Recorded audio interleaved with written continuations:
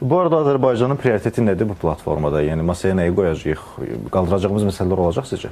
Haqqında bəhs edilən məsələlərlə bağlı Azərbaycanın da öz mövqeyi var. Xüsusən ekoloji məsələlər var, hələ də qalır. Bəli, ekoloji məsələlər var və bu məsələ bilirsiniz ki, beynəlxalq aləmi narahat edən əsas məsələlərdən biridir və COP29 ev sahibliyi etmiş bir dövlət kimi bizdən sonra COP30 oldu Braziliyada. Gördünüz də fərqi hər kəs gördü ki, müqayisə edilməz bir fərqi var. Azərbaycan hansı beynəlxalq tədbirə ev sahibliyi etsə bir model ortaya qoyur, bir nümunə ortaya qoyur.